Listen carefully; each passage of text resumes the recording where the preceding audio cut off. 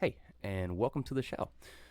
So, I want to talk today about something that seems to be a growing trend on the left, and that is the acceptance of violence within the movement of leftism more broadly.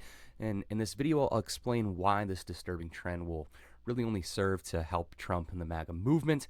And now I'm going to show you some videos that demonstrate this trend, and you may actually support some of the people that I'm going to show you in these videos, and you may even agree with them on their points. And if you do, like, this video is especially for you, so I hope that you can stick around to the end, because I want to show you exactly why the acceptance of this type of violence or these endorsements of violence, why accepting them actually just really only serves to hurt you and prevents you from achieving the things that you want to see politically achieved. So let's jump straight into it. So the first example is just going to be Hasan Piker. I'm going to get that out of the way. And, I know with Ethan Klein's Content Nuke, I'm sure there's just plenty of examples and videos that you can find online of people just kind of dunking on Hasan Piker for some of these comments. So I don't want to rehash a lot of that, but what I want to do here is I want to show you this video from progressive New York Congressman Richie Torres. So he compiled this video, or his office compiled this video. And I just want to show you real quick, that, like, in case you don't know who Richie Torres is, again, he's a Democratic congressperson out of New York. He caucuses for the Congressional Progressive Caucus, the Equality Caucus, Black Caucus, Hispanic Caucus, and the Blockchain Caucus. So not really somebody who's you would consider, like, a far right-leaning individual. Definitely somebody who's on the progressive side and has the endorsement of fellow progressives. So he put together this video, and we're going to watch that real quick. Yeah, kill them. Kill those motherfuckers. Let the streets soak in their fucking red capitalist bloods, dude. U.S. military? Who fucking who? I hope you get PTSD. Down with the Yahood! Down with the Yahood! America deserved 9/11, dude. I'm saying it. Meet Hasan Piker. He's one of Twitch's biggest stars. Hasan consistently spreads dangerous extremist rhetoric, spreading anti-American propaganda and targeting Jews and Israel. Hezbollah is a paramilitary organization. Do we like them or no? I don't have an issue with them, let's just say. Since the October 7th attacks on Israel, Hasan has repeatedly justified the violence and denied reports of sexual violence against Israelis. What rapes did Hezbollah do? Bro, what rapes did fucking Hamas do? What are you talking about?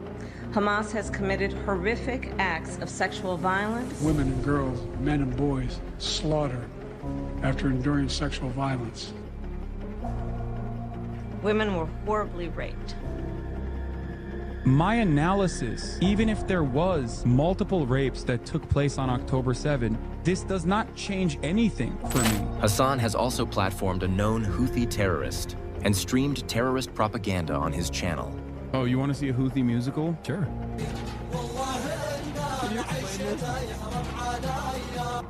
I talked to a teenager from Yemen, okay? For most of his life, he has withstood genocide. It's literally like talking to fucking Anne Frank, basically, okay? Being able to talk to Anne Frank. The radical hate on Twitch is not exclusive to Hasan. All right, so thank you to Richie Torres for that video. But as you can see, yeah, like it's just no secret on the internet that Hasan Piker has made calls that kind of seem to endorse political violence, or this idea of political violence. So next, I want to show you that this kind of is a growing trend by showing you a video that I'm sure you've probably all seen as well. It's going to be a video of Bill Burr talking about billionaires and what he thinks should be done with them. Fucking these fucking billionaires. They need to be put down. Like fucking rabid dogs. They're like rabid with fucking greed and just going out and just dividing everybody. Put down like rabid dogs. So I mean, it's hard to get away from it. Again, whether you agree with this or not, I'm not trying to convince you that you shouldn't agree with this. What I'm here to convince you is that this is a bad idea for you to be endorsing.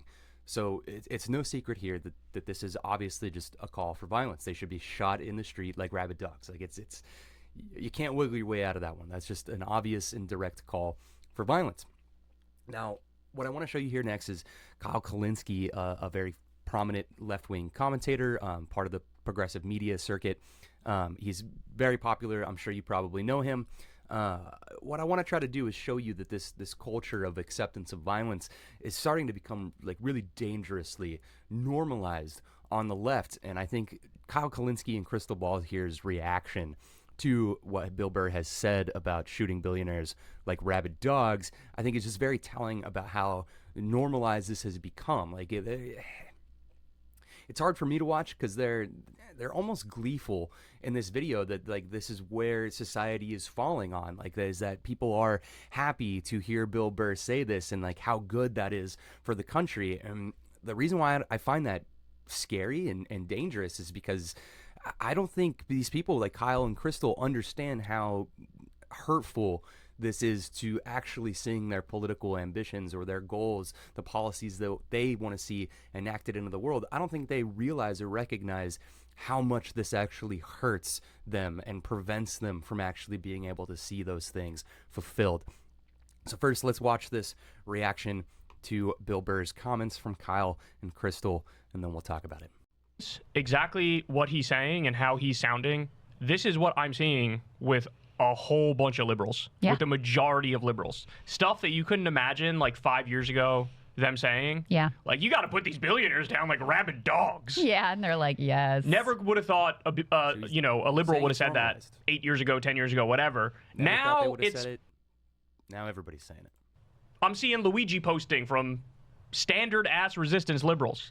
So something's happening. Something's happening where people are waking up. The biggest difference from this, with regard to the Democratic Party, from this Trump administration, the first one liberals really felt like, oh, Nancy Pelosi and like these Adam Schiff and these people, like they're our heroes, and Joe and Mika, blah, blah, blah. And mainstream media. Yeah. And this time they are disgusted. Like they are utterly disgusted. And that is one thing that is different. And it's also hopeful. It creates a possibility.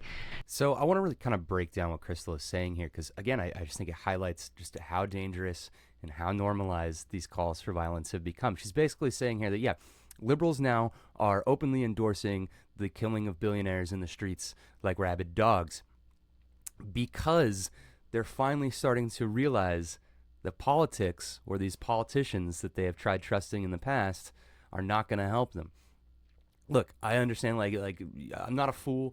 I'm not going to put all my trust into a political representative, but I do put a lot of trust into politics in general and the ability for policy to really shape and change our lives. And essentially what they're saying in this video is that Democrats have lost hope in that, and now they're starting to accept things that are making them weirdly gleeful and cheery here, like killing billionaires in the street. So that was Crystal Ball and Kyle Kulinski really just kind of showing us how normalized this stuff has become. They mentioned Luigi Mangione in that video. I'm sure everybody here is familiar with Luigi Mangione and his support as well. Luigi Mangione has garnered quite a bit of support. So, the majority of Americans obviously did not find what Luigi Mangione did to be justifiable, but I want to point out this 18 to 29-year-old range. This poll here that Axios is reporting on found that 41% of people within that age group said that what Luigi Mangione did or allegedly did was either acceptable or somewhat acceptable. And now this number goes up higher when we split those people into left versus right, I've seen in some other polls. But the big thing here is, again, just recognizing this trend of, hey, maybe it is okay to delete certain people from existence. And so now, again, I told you here, look, I get it. We're in terrifying times. Like, I'm not supportive of what's going on right now in the country. I'm very frightened personally. A reality TV star somehow managed to convince the country to give him the reins of power, and now he and his sycophants and the world's richest man are gutting our social safety nets while a recession looms in the future. And I think they might even personally, this is just me personally, I think they're conditioning us for like a larger war in which we're going to probably invade a country that was like previously our ally. I mean, Trump's been talking about Greenland. He's been talking about Panama. I think it's probably most likely that we're actually probably going to have some kind of a war with Mexico, because I do think Trump is going to try to either coordinate some attacks on drug cartels in Mexico, if not sending actual special forces troops into Mexico. This is something that, Hegseth has talked about. It's something that Trump has talked about. It's certainly not off the table. And so I get it. There's tons of reasons to be scared here, and tons of reasons to want these type of people out of power, these billionaires and these ideological people who are steering our country in the wrong direction. There's tons of reasons to want these people gone. So my goal here is not to convince you necessarily that deleting these people is wrong. Now, I do think that it's wrong. I personally think that just all killing for any reason other than maybe self-defense is just wrong, period. Like, you don't kill people based on political disagreements or to try to gain back some sort of control. I really don't think you should do that unless there's an imminent threat or danger to your life. And by imminent, I mean like you are going to die in the next couple seconds to minutes if you don't do something, not, hours and days and weeks. But I don't think I need to convince you that deleting people is wrong to actually get you to agree with the point that I'm trying to make in this video. And that's that, supporting people who call for violence like this just only hurts our movements. It only makes Trump taking power and more power more likely. So next, I want to talk here about this work of research called Why Civil Resistance Works.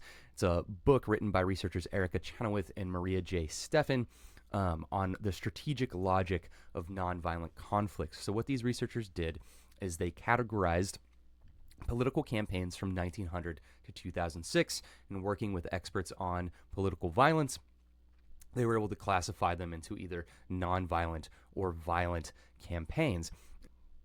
And what they found was that these nonviolent campaigns were actually twice as likely to succeed as campaigns that became violent.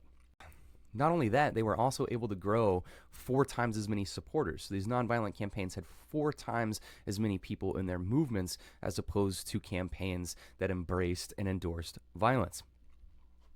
And so I think what this really shows here is that the reason why we shouldn't support violence and we shouldn't allow people in our movement to endorse violence is that it cuts our success rate, our success as in getting our political goals achieved. It cuts the success rate of that in half, and diminishes our group of supporters by 75%. I don't know in what world that's a smart political strategy. That it has to be one of the dumbest political strategies I could think of. If somebody asks you, hey, do you want to take this action? Well, what's it going to do? Well, it's going to reduce your support by 50%, and it's going to reduce your supporters by 75%. Are you going to want to do that? Are you going to want to cut your success rate in half just to kind of shit on billionaires? To me, that's not worth it. Look, I'm unhappy about wealth inequality just as much as the next guy. I just don't think deleting them from existence is going to help anybody other than Trump, other than these billionaires. It's just going to make us less likely to succeed. And now, if you're still kind of on the fence here, I just want to make this last point. And I do want to preface this by saying, look, I'm not a conspiracy theorist, so I'm not making any direct accusations when I'm saying this next part, nor am I saying that it's actually what's happening. I'm just speculating on sort of a what-if situation here, while also recognizing that, no, I don't think that this is necessarily happening, but I think it's worth thinking about. So basically, if I were Trump or one of his loyalists, and I know that in order to make my MAGA movement succeed, I have to kind of find a way to combat and wrestle with the opposition to that. So like the left and Democrats, I have to find a way to make them less successful. And so one of the things that I could try to do is I could try to convince people on the left to come to my side. I think that's going to be really hard to do. I think no matter the political movement, it tends to be really hard for, entrenched people on one side to become convinced to join another side. It's just not that likely. So there's not that much hope of, if I'm if I'm Trump himself or one of his loyalists trying to ensure that the MAGA movement succeeds. And I know that there's not a lot of hope of you joining my side My only other option really of combating you at that point would be to ensure that people like you and people who think like you are as unsuccessful in disrupting my and Trump's efforts as much as possible. I have to make you less likely to succeed. And it seems like getting you to embrace political violence would statistically be one of the most productive ways for me to do that. If I could get you to endorse violence, your success rate of beating me would literally get cut in half, and your number of supporters would be dropped by 75%. That's become statistically likely at that point, based again on this research by Chenoweth and Stephan. Now, again here, I'm not saying this is what Hasan, Bill Burr, or Kyle Kulinski, or even Luigi Mangione are knowingly doing. But I don't think it matters at the end of the day if they're knowingly doing it or not, if the outcome is exactly the same. A less successful opposition to Trump. I told you already, I'm right here with you. I don't like what's going on. I'm worried about what's going on with the country, and I want to see some opposition to Trump's movement. That's why I want us to be successful. That's why I'm making this call out. So I'm saying it's really important that we not allow these people to get away with encouraging, endorsing, or even just showing some support for violence in our movement. We have to nip it off at the bud, or we risk cutting our success rate in half. Now, again, this research proves that violent resistance makes things worse. So it doesn't really matter what you think about the morality of it. Like, whether it be Luigi Mangione or Hamas or whoever, like, you can agree with these people on some sort of moral level. That's not what I'm trying, again, to convince you of here. It just simply doesn't help. It doesn't help your movement. It doesn't help those people you want to help. It's bad strategy, and it just makes things worse. You can sympathize with these people all you want, but as soon as you start accepting their violence, you make it less likely that they succeed in their goals. So if you agree with them, you should be one of the ones screaming at the top of your lungs, hey, you've got to stop with this violent rhetoric. So it really doesn't matter whether you think violence is right or wrong. Again, it's just simply not as successful as nonviolence. So maybe you think that some of these people do just deserve to have violence committed against them. Again, I'm not trying to convince you that you're wrong on that. Think what you want to think about that. But I do highly doubt that you would think that cutting your success rate of achieving your political goals in half would be a good idea. Would you? I didn't think so. And again, maybe you think Luigi Mangione was justified in doing what he did. Maybe you hate the healthcare system and the current state of it. Like, I'm kind of right there with you. But again, I doubt that you would agree that cutting your chances of positive healthcare reform in half is justifiable. It just is bad strategy. So stop doing it.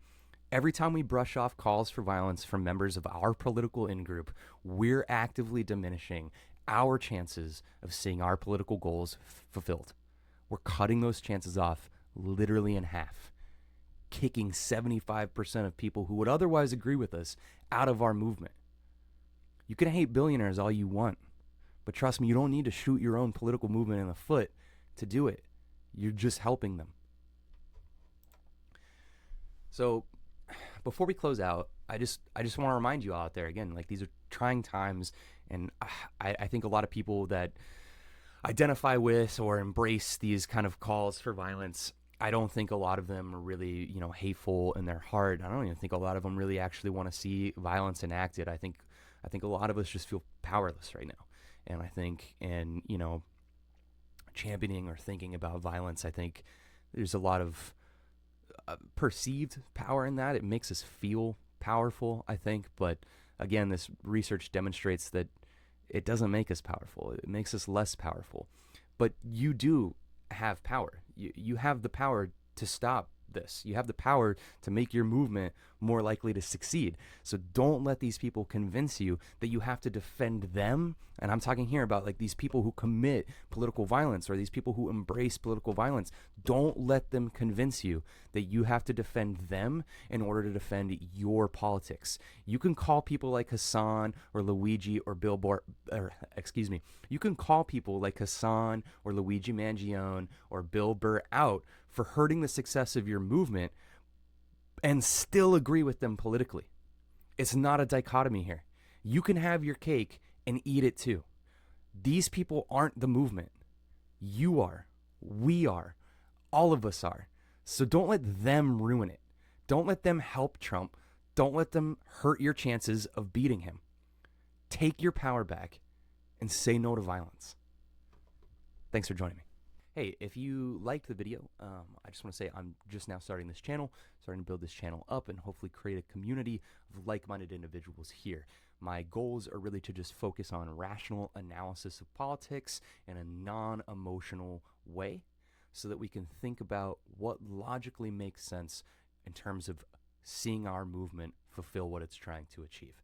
If you want to be a part of that, I highly recommend that you like the video and consider subscribing, because I would love to keep making videos like this, but it really just depends on whether or not it's received. I don't want to just shout out into the void. So if you would like to join me, please feel free to do so. We'd be happy to have you here. Thanks.